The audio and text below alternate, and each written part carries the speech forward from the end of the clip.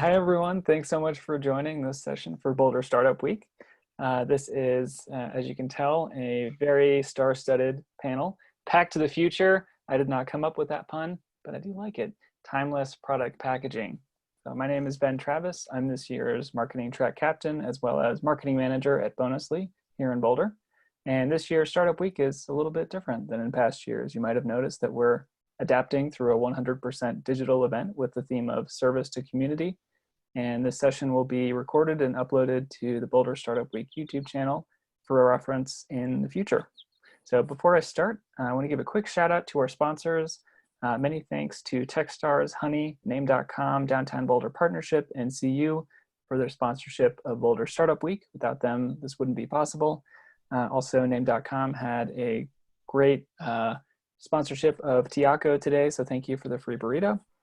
And now I'd like to hand things over to Michael Benjamin, who will be moderating this session. So take it away, Michael. Thanks so much, Ben. That burrito sounds delicious. Appreciate you sharing that little tidbit.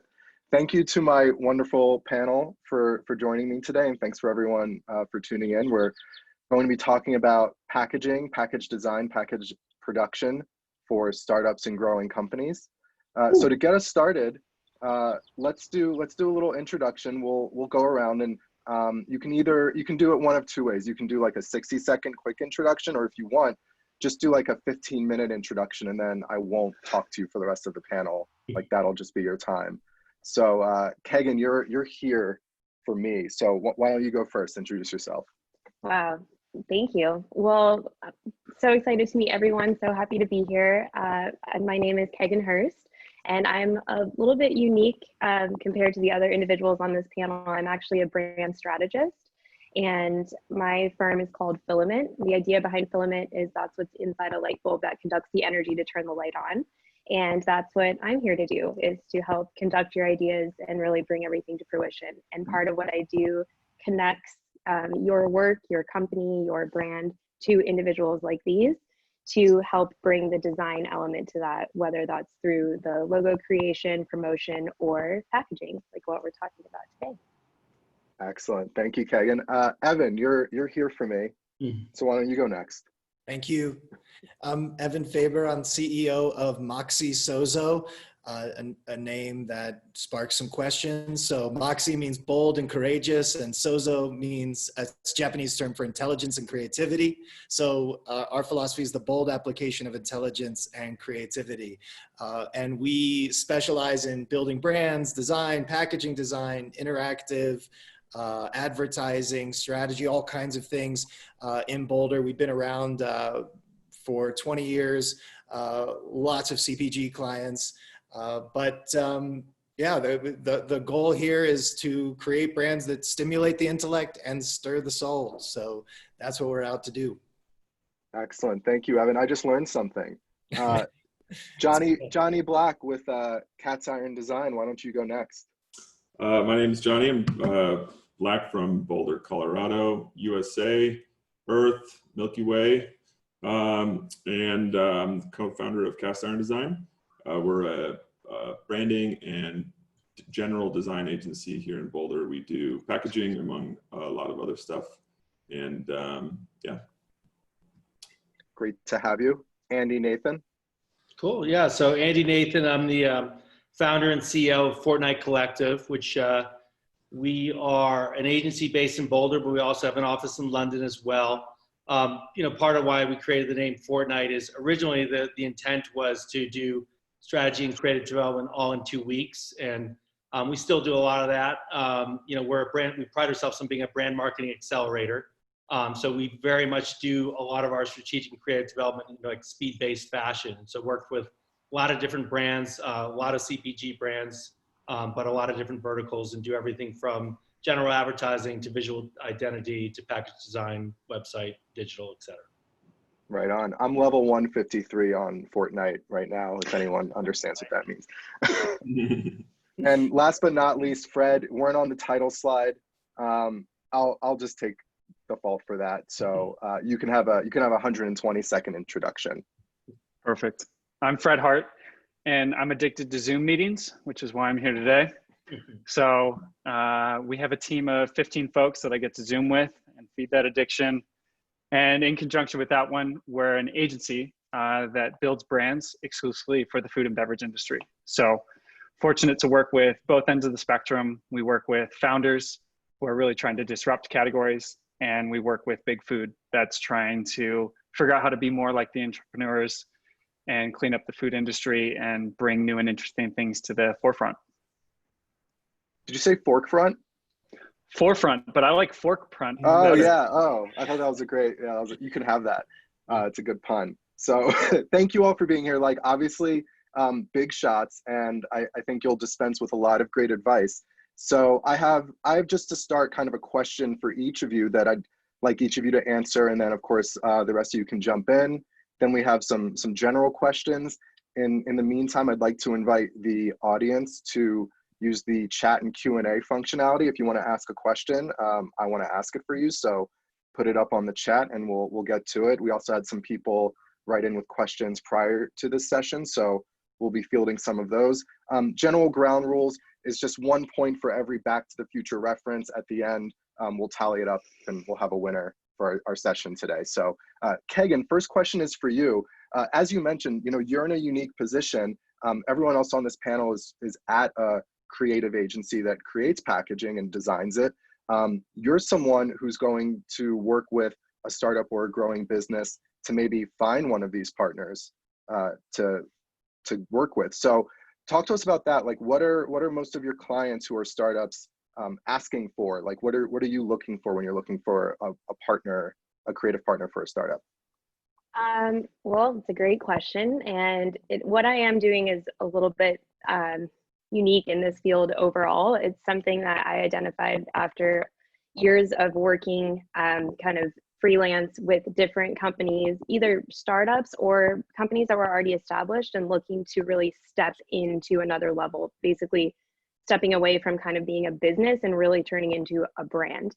So where that comes in is really working with them to define exactly who they are and what they're trying to convey and how they want to connect with their consumers. And what I'm looking for when I work with them is to do that really deep dive brand discovery. What is their ethos? What are they looking to do on the whole? And then when I find agencies or individuals like everyone on here, we're really looking at, do they align? What is their background in that specific vertical? Because there is so much of design that needs to also achieve a lot of things functionally, legally, other things that need to go into this that can't just be like, oh, here's this really cool idea. It's, who has the art, the skills, and the background to be able to bring all of that together. So a lot of my clients, when I am working with them, are really still in that phase of wanting to understand who they ultimately are and how that's going to be something that people can connect with on a deeper level. And 9 out of 10 times that is ultimately through the design and the final presentation, whether it's promotion, packaging, logos, and so forth. So Kegan, and this kind of goes to everyone else too, when you're assessing a partner for a startup, what do you feel is maybe like the top 2 qualities that you're looking for? I mean, it's interesting because I've been assessing the client side as well.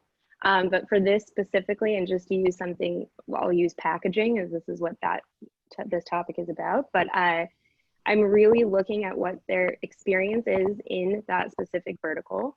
So have they made other, labelings or design in this that they can actually give us insight on? Because so many of these clients are brand new to this space, and there's just a lot of boxes that they didn't even know they needed to check. And then secondly, it really does tie into if that agency and those individuals, do they really believe in the product that we're working on? I find that it's so blatantly obvious when someone really believes in what they're creating for, and that really takes that through to the next level. How about the rest of you guys on the panel? When you're working with the startup, are these the reasons they're saying they're working with you? Do you have discussions around what their goals are? Anyone want to weigh in on that? When George McFly hits Biff in the face, he's protecting his loved ones. I'm trying to get a point here. No, So you got a point. You got a point. okay, cool. Protection is crucial. Protection is crucial. Like startups are in a very, very fragile phase, and they've got big dreams, and they've got, you know, sometimes limited resources to accomplish those dreams. And so like we get defensive about them. Like we want to make sure that, you know, they're taken care of and protected, and helping to focus their resources in the wisest ways. Like it's not about the amount of resources you have, it's about how you use them. And so, you know, that's what we're really trying to do, is how can you make the biggest splash possible, you know, with what you have, and packaging is one hell of a way to do it. So I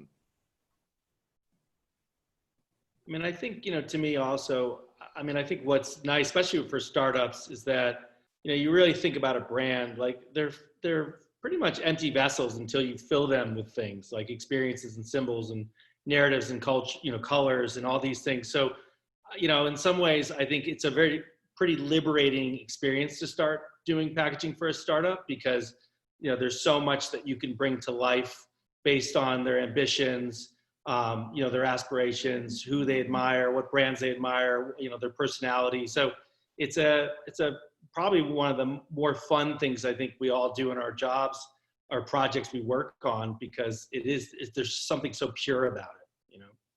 So. One thing that we always look for with our clients coming in is their desire to challenge. They're coming in as incumbents. They're coming into categories that in most instances already exist, and they are out leveraged when it comes to size, scale, cost of goods, like all of these things that are real financial burdens. And the one thing that they have that a lot of the other players don't is a willingness to challenge the category without trying to challenge the consumer. One mistake some people make is trying to be different for different's sake.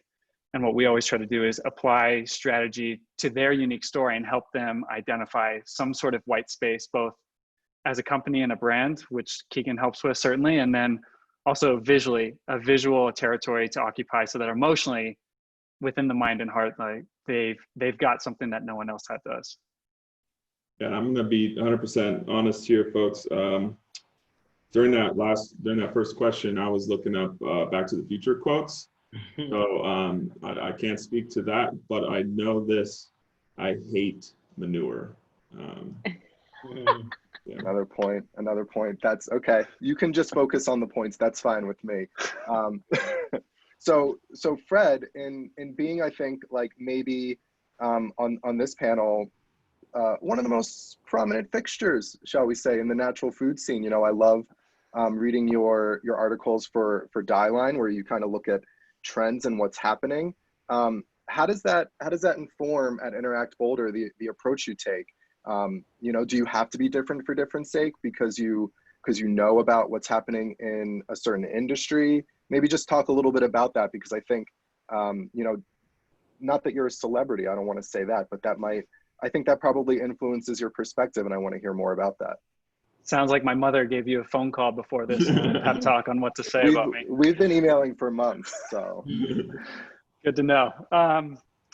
You know, so because we only work in the food and beverage industry, we have what we like to call an information advantage. We are obsessed not just with our clients in the world of branding and design, but all of the ecosystems that they have to tap into. So whether that's regulatory lawyers, manufacturers, co-packers, distributors, retailer relationships, there's a million stars that have to align to have success. And branding and packaging is a very bright and shiny one.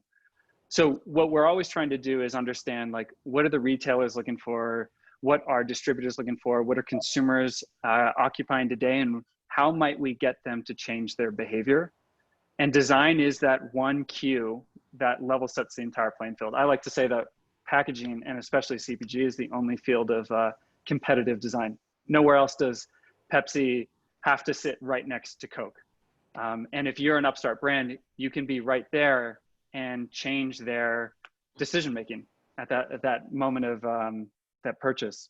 And so when it comes to trends and stuff like that, we're always looking at where's the industry going, but I think it's also irresponsible to just pick up design trends and apply them haphazardly. For us, we really believe in building each entrepreneur a vehicle for where they need to go. So I can't build you, Michael, a Tesla if you're more comfortable driving a Hummer. And we won't talk about that in Boulder, but the point being is I have to give you something that once our job is done, you feel comfortable behind the wheel. And so us slapping aesthetic tastes or prerogatives onto your brand is the wrong thing. We're all about consequence. How do we create consequence for you and do it in a way that feels like a natural extension? The toughest part is building something that has no relationship to the entrepreneur's vision and thus can't be a natural form of themselves. Thanks for using Hummer and Tesla as those examples, Fred. -1 point for not saying DeLorean. I I know. feel like that was an easy one. So something Kagan mentioned that you just touched on, Fred. Interact Boulder focuses on food and beverage. What if say Mattel was like, hey, we want you to make this new Back to the Future toy, and this is kind of for everyone. Do you feel that working in a new industry, maybe an industry you don't typically focus on, is that a positive? Is that a negative? Is that a challenge? Speak to that, because I think if a startup is looking at using a firm like any of yours, maybe that's a question. Have they worked in this space before? Do they know what's going on? So who wants to talk about that? I mean, I'll chime in first. For us, we would probably say we think there are some other partners that we can introduce you to. For us, we would rather be an inch wide and a mile deep. And that goes back to our obsession and dedication to the industry and to the folks that we try to serve best. I think for us, I mean, there's very few things that we wouldn't talk to. I mean, I think if things like tobacco and stuff, obviously, I think probably is something we wouldn't do. But yeah, we love the idea of working on all these different things, and they're all sort of building blocks to, getting better and learning and identify, like, having new projects. And I think the key for us is less about the category and more in terms of like the chemistry with the client partner, and just making sure that we're very aligned in terms of, what our ambitions are and expectations. Our studio, I think that having those challenges of something that we don't specialize in is it's almost a must for us. We're generalists to a fault, I would say sometimes, like where we could be a lot make a lot more money if we just focused on a single category, but we really love design and we're in it full on. And so having working in a new sector, new categories is super exciting for us, and then at the same time we're able to bring fresh perspective. And I think that's oftentimes when we do work in packaging, that's what we're doing is we're never looking for the clients who want to do like a little evolutionary step. We want people that are willing to do bold moves and completely new things. So I think when we're given that as a goal, and when we're able to create a strategy around that, then it's really exciting territory for us. Yeah. I think one of the things that Moxie Sozo is most known for is packaging design. And so we have products on each aisle of the grocery store and most of the aisles of the liquor store and a number of dispensaries now. But it's where does innovation come from? And so when we're looking at the story that a particular brand is trying to tell, what are the themes, what are the messages, what are the challenges? Sometimes those innovations come when you look beyond. And how are these stories being told in other categories? And how are these stories being told in other vehicles or parts of culture? And bringing those back into the category. So it's great to keep your eyes on a broad horizon, because inspiration, it can be found in very unexpected places and then brought back to a category where it's this incredibly novel, fresh idea. So there's a great balance to be had of kind of the two, of having the rich industry experience and having fresh perspectives from adventuring into new areas. Excellent. So thinking about when you're actually, have that project, right, and you're working on it. Andy, this question is for you to start.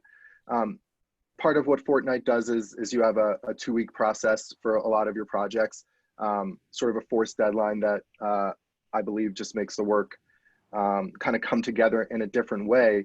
Maybe just speak to that. Like, how does that inform your work on packaging? Does that make it easier to work on product packaging, more challenging? Talk about that.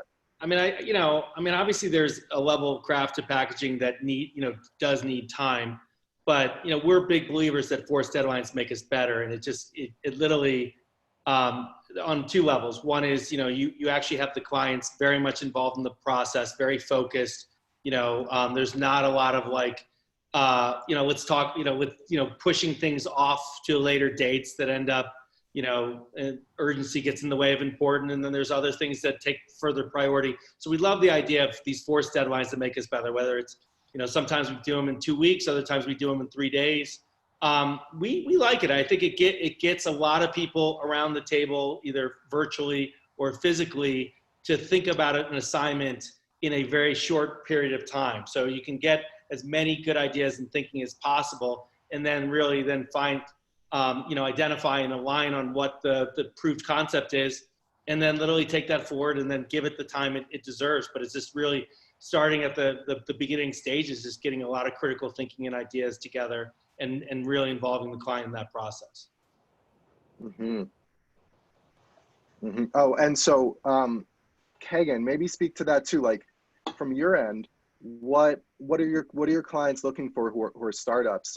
Do they want a 2-week process? Are they like, let's spend 6 months on this? Let's take a day. And I'm just going to give full disclosure. Kagan and I have worked together. Annie and I work together. I'm an independent brand consultant and a freelance designer. So Evan, Johnny, Fred, fuck you guys. I don't know why you haven't hired me for anything yet. But yeah, Kagan, speak to like timelines from your end. What are people expecting? So it's a great question. It was really interesting to hear. I like the deadline feeling and experience. That's 100% something I work in a similar way. I think that's kind of a 2-part question. I would say clients, obviously, they want to know everything right away. And I've had some experiences where they are kind of looking for it like, in 2 weeks, but I really feel strongly, and it's something I use a lot with my clients, of we are going to do your homework so that you can ace the test. So sometimes that does take a little bit more time, and it just depends on what the product or the brand or the space is. But being able to really research that space and understand how you're going to live within it before knocking on the doors of all of you individuals. And it's wonderful because, especially with my work with Michael or those I have worked within this field, you tend to have that timeline that helps them work in phases. But I do find that less is more, provided you've done the work ahead of time. So if we can try and do this whole project within a month, I find that to be successful. Because if you take it on too much longer, I fear that some of like the art gets lost in that. If that makes sense. Absolutely. I mean, I know I just lose interest. I have like a short attention span. And so Johnny, maybe speak to that a little bit, because a lot of what cast iron design does, is it correct to say like sustainable and regenerative packaging? What was the original question? Sorry. Oh, Michael froze. Uh-oh. All right, somebody else summarize. What was the original question?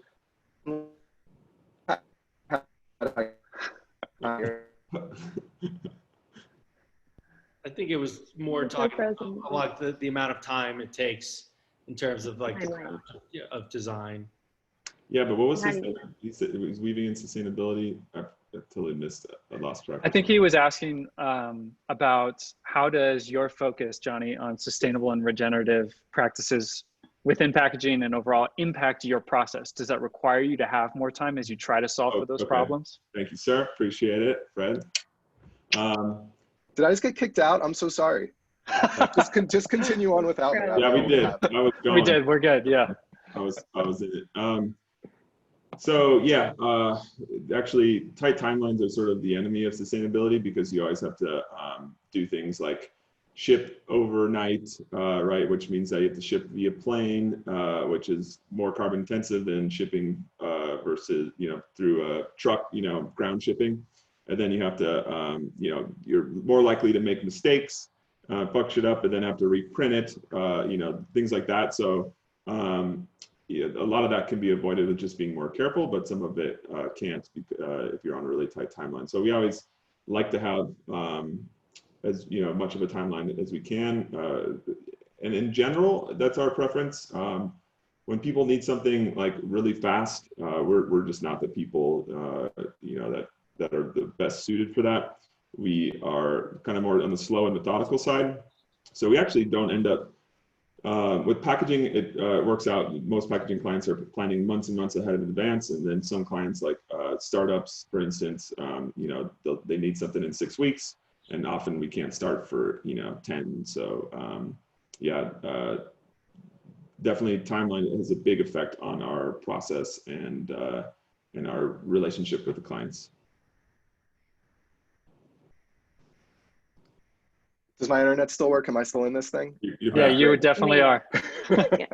So Johnny, I think you kind of asked the question I asked when I wasn't even online, which was that in your process, I think cast iron is known for doing more sustainable or regenerative packaging, and it seems like that has an impact on how long things take, right? Yeah. So then actually I'm gonna answer a little audience question right now. A nice young man named Alan was asking about trends, and Fred, this is something you touched on, and Evan, this is a question I had planned for you. When you have maybe more of a house style, like I think Moxie Sozo is known for ornate and whimsical and like really beautiful packaging, and we're talking about trends and how do we make sure that we're sort of making sure like we're meeting the consumer where they're at. I'm just curious, like how does that impact the work that y'all do creatively? Are you trying to create something that consumers will just recognize and feel at home with? Are you trying to challenge them? What's sort of in your minds as you're developing the creative behind packaging? And also, how does that sort of connect to your own personal aesthetics? Yeah. So I'll go first. We're about 36 people, about half of which are designers. And so they are, and a lot of them are illustrators. So we've got a huge range of capabilities. And what usually happens is in round one, we present like a wide variety from like clean and fresh to like, more out there. We believe it's easy to like pull back creative than it is to like push it out. So we love to like flex and get it all the way out there. And so what happens is clients see that full range. They might come in expecting one thing, thinking like, yeah, we want to be like clean and fresh and this and that. Like, and then they see like, well, here's what your brand is positioned on, because they've done work and they have the strategy.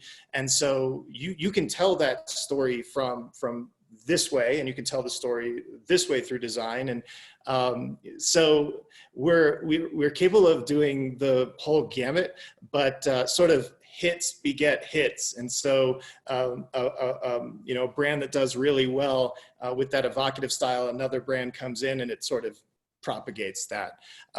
But in any event, it's not about the design that we want to do. It is about what the brand is trying to do and trying to accomplish. Like, we don't enter awards. We're not trying to, like, for a reason. Like, our sole purpose is to make sure that the brand has the design that's going to propel them successfully in the category and beyond.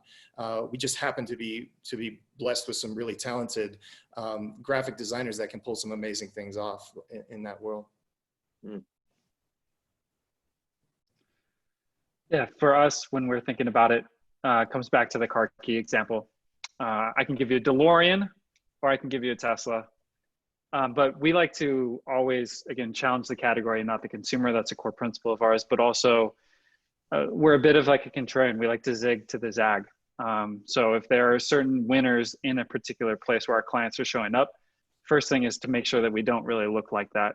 And then the second is, how do we show up in a different way that is both, a reflection of the company, differentiates from the category, and then ultimately connects to the consumer. So there's this perfect sort of trinity that we're always trying to hit with design. And I think for us, optionality, I think, is key. And I think, it's not that dissimilar to what Evan was saying in terms of like that continuum of like from revolution on one side to evolution on the other, showing them and just kind of getting a sense of some places along the lines that they feel more comfortable. And then, actually very similar to Fred, I mean, I think we look to identify conventions in a category, and then we look to break them. I think most of our clients tend to be challenger brands. So for us to kind of use the same colors that everyone else on shelf is using or doing things that everyone else is doing, it just seems a little off to us. And so I think we really look to break those conventions. This kind of ties into Nicole's question as well, about how do you create impact on shelf. And part of our strategy is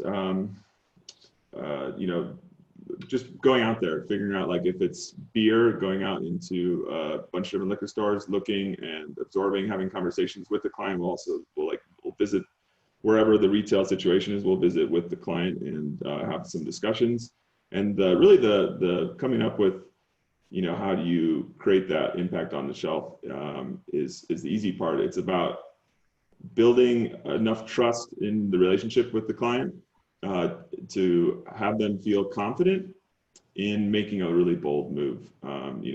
If that's the goal, to sort of disrupt. For us, like, we do different exercises. One of them that's really successful is a positioning matrix, where we'll have two different axes, and we'll position the competitors on that chart, and, like, figure out where you're at now if you have an existing brand, and then where you want to be, and then where all these other competitors are. And sometimes, like, when people reach into that corner, that's like the most extreme, like, makes them nervous but excited, and we know, like, that's the right area to be in. To that question on impact from Nicole, which I think is a really smart one to ask. We always tell our clients that people don't read, they recognize. And when you're thinking about packaging on shelf, competing with other companies, what is someone going to recognize about your brand from a distance before they've even walked up to it? You can only read things when they're in hand. And so a simple formula of it's the one with blank. If you had to refer someone who's never seen the brand to a grocery store and find it, it's the one with the M/ on the black can, Monster, right? Or it's the one with teal. We're talking about Tiffany's or something like that. And so always understanding, like, what recognition, visual equity are you building into the brand that actually separates it from the pack? Because if I say, if I'm talking about soups and I'm like, it's the one with, like, the bowl on the front, like, that's a commodity. And it's the one that sets a name. Now I'm reading things. So, there's a handful of ways to get people to recognize things. Sometimes it's structure. If you think about Method and their bottle shape for soaps, like, that separates them, or a Voss water bottle versus all other conventional bottles. You have brand image, which in this instance can be a brand mark. So something like Red Bull or the Monster example. And then color is also really, really important. If a brand uses color consistently and brand blocks, that can be really strong for them. You think about a company like Sambazon that always uses purple and everything. So those are, like, three really critical things that can create that impact, that recognition. So in coming to, shops like yours, what is it that you all would say, and Kegan, you as well, what do startups, like, not know that maybe makes the process take longer, makes it less efficient, that you think they should know before contacting one of you? What information is missing that would just help startups be more successful creating packaging with fine firms such as all of yours? I can go first. I mean, I don't know. I mean, I think in some ways, not to be crass, but, like, garbage in, garbage out. Like, I think when there's really sort of uninspired briefs, I don't know if that's my phone or what. Blowing up. Sorry. I think so. Obviously doing their homework, having sort of some initial thoughts. I mean, I think so many times clients or prospects, like, sort of come in saying they want to keep things open-ended so that, so they can sort of interpret how you go about things. But I think, so many times it's much more helpful to be grounded in some realities, right? Like on budget or time or aspirations and stuff. So you can actually provide a more informed sort of point of view on these things. So I think actually just coming in with a really tight brief, and then, I feel like our process, it always rewards great clients who provide like great energy and great briefs. It's just, and I don't think it's intentional. It's not like we intentionally do a bad job ever, but the reality is I think when you have these really tight inspired briefs and really good chemistry, it always just ends up going really well. So I'm really working hard to make a diagram with a flux capacitor. So I hope there's like triple points. But I am trying to bring it in because I think it's very helpful. It's kind of 3 points and what that core is. And that core is when you can hand that beautiful brief to the next level. And that is knowing, some things that feel very basic, but really are things that you should be able to just answer at the drop of the hat. Who are we? Why are we doing this? What are we looking to achieve? And you can answer that question on each level, like your qualitative goals, your quantitative goals, how, what are we trying to bring together? And in the end, being able to hand that to any of these individuals is how you're going to have that chemistry, because you'll have that excitement, you'll have that understanding of who you are, and what this should ultimately convey to make that final connection and that long-lasting recognition that Fred just spoke to.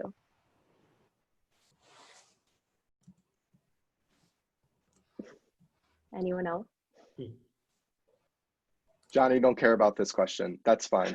Oh, sorry, was it my turn? I keep losing track, man. We need to have like the question on the top and then like, some sort of, I can answer Devin Reeder's question. That one's interesting to me. Oh, that was gonna be my next pick. Yeah. So, Cool. so Devin said, what's the future of packaging, form factors, things like that, especially for a startup, which I think is in a great position to take advantage of that. So Johnny, go ahead.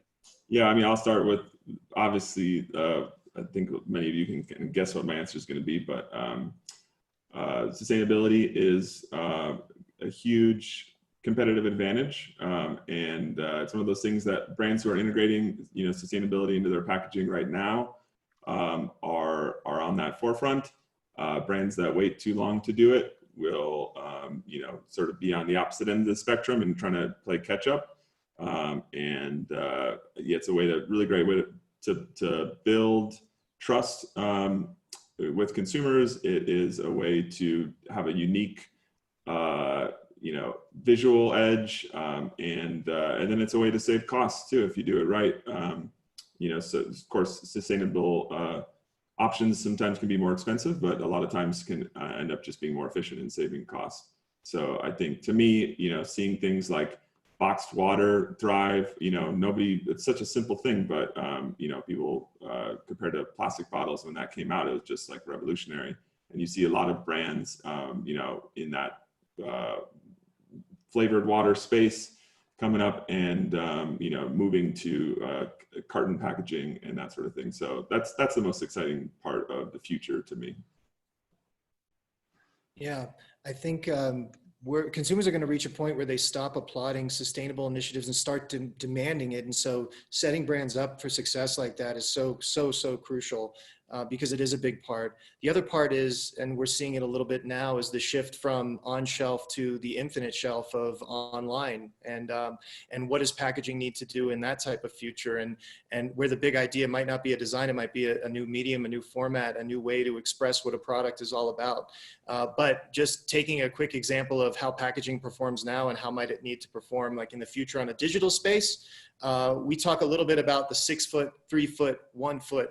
So 6 foot, the brand on shelf needs to stand out. It needs to call you in. It needs to have a visual bullseye that attracts you to it from 6 feet away, because it is all about memory structures. And so 6 feet away, it's called you in, and now you're 3 feet away, and we've got to check the boxes. It's got to be shoppable. It's got to be the right flavor, the right functions, the right format. Everything's got to hit. And so that's at 3 feet away. And now you've gotten them even closer. And now they're holding it in their hand. And that's at the 1 foot. And that's the opportunity to make that indelible impression of, like, at the brand level, those little, the Easter eggs and the details and the things that make somebody pick it up and go, I love these guys. And so, and that's how it sort of performs on shelf. But the infinite shelf online is a little bit different. But some of the rules are the same. So if it's not 6 foot, 3 foot, 1 foot, it's like break scroll. So stuff the scroll, break scroll, create click, and come at them with engaging details. And that might be some of the new packaging drivers of the future when we're playing in a digital space where the toolbox just got a lot bigger with what we can do and a lot more sensorial. So it's exciting. You know, I bought that boxed water. I'm going to say an unpopular opinion. I think it tastes like shit.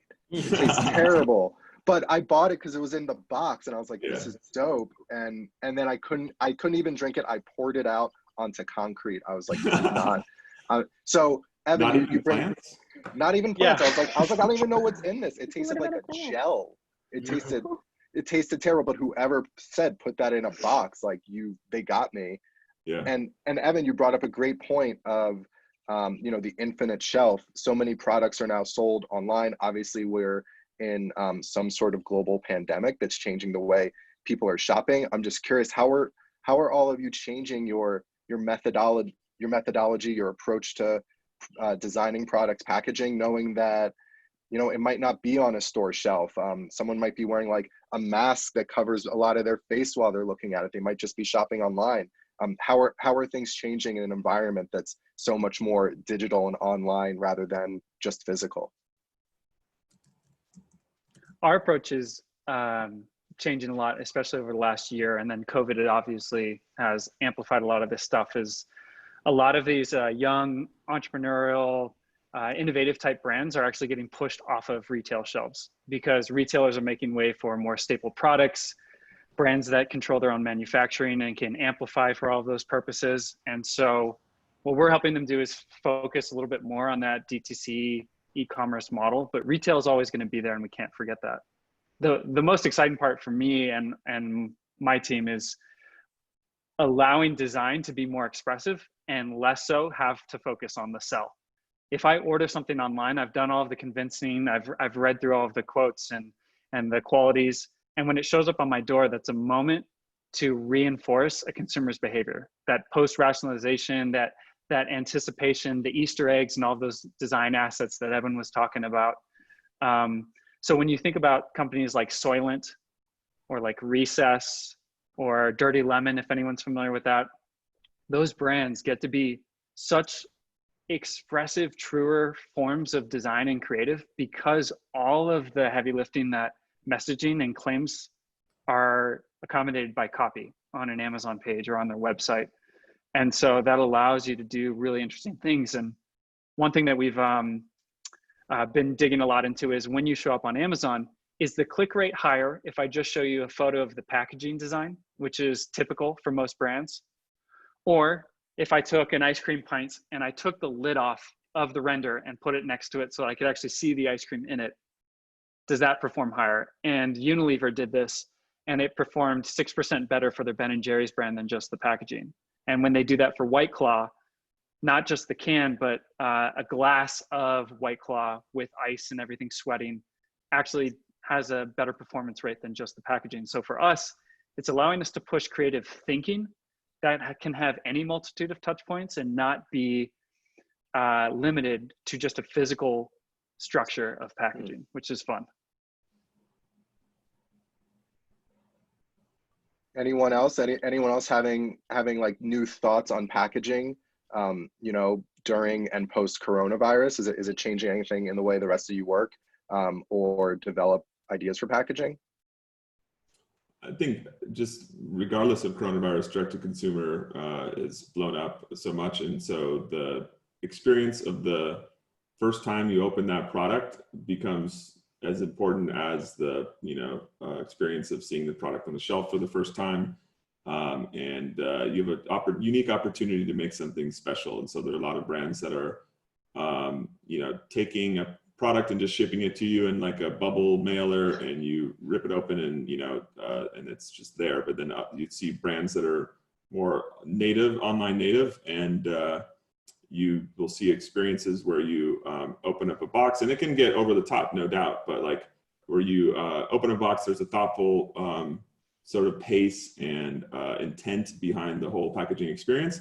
And then once you make that initial sort of connection, then you can ship. One of my favorite brands is actually called Bite Bit toothpaste. We have a client named Bite separate. I'm not going to mention our clients. Shameless plug. To be neutral, but it's called Bite. I think it's called Bite Bits toothpaste. In it, they ship this really, like, when the first experience when you get it, it's awesome. This is jar in a box, and they have messaging and information about the brand and the toothpaste, and then the product itself is unique. It's just toothpaste tablets, so that you don't have to ship any of the liquid around, and they last forever. You can take them on a plane. And then after that, they just ship you the most minimal packaging possible, and that's the best way to do it. So you just put all of your energy into that first experience, and then all the refills after that are just as minimal but still thoughtful, but they don't have to be over the top.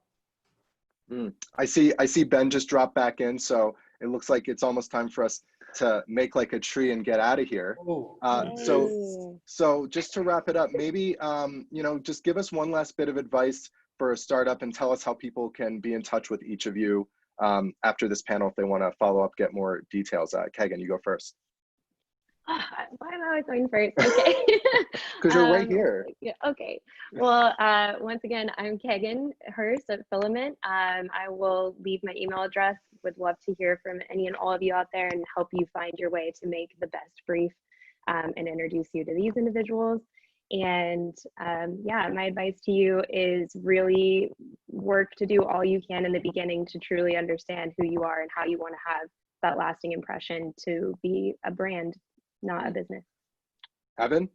Yeah, I want to build on that because that's spot on. So Moxie Sozo, evan.faber@moxiesozo.com. But absolutely be true to who you are, and have the wisdom to know when to follow the rules and the courage to know when to break them, and be fearless with how you express who you are. Love it. There's so much shit I want to write down. Like everything you guys say needs to be like printed on like a giant poster. Johnny, you go next. Say something amazing, please. Just be all you can be.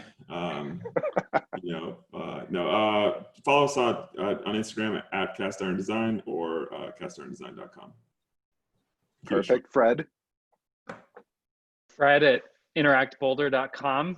And, I think there's an amazing list of people on this panel. And what we always tell our entrepreneurs is you have to love the people that you're working with. Relationships matter. And so we like getting close to our clients like a self-lacing sneaker. +1. Andy Nathan, take us home. Yeah, sure. So I'm Andy Nathan, Fortnite Collective. So spelled Fortnite, N-I-G-H-T, not like the video game. And it's Andy at FortniteCollective.com. I guess what I'd say is, to me, like, packaging is the purest form of marketing. So it really is the one thing that can help sort of catalyze a brand into the future and propel it to the future. So it's such a critical thing for a startup to work on. So obviously getting the right partner is really important, and just putting all your energy into it. And then the other thing I would just say is, David Ogilvy used to say something to the effect of, your product won't succeed if you do the best advertising for like a failed product. So you got to make sure that the actual thing inside is actually going to work. Otherwise, you could have the nicest packaging around and it's just going to fall on deaf ears. So, like the box water. And it tastes like Am I that. right? Yeah. So I made the most Back to the Future references, so I won the panel. Just FYI. But thank you all so much for coming. I learned a lot. I'm sure if you're tuning in, if you're at a startup or growing business, you probably learned a lot too. So thank you everyone for making time. We appreciate it. thank you for having us. Thanks, y'all. Thanks, everyone. Yeah, this will be recorded, or sorry, this will be uploaded because it's been recorded, which I'm very excited about. So thanks again for everyone for joining, and keep an eye on the Boulder Startup Week YouTube channel. Cool. Thanks, Ben. Thanks, Ben. Thanks, everyone. Thanks, Ben. Bye, cool. Thanks, See you guys. bye. See you guys.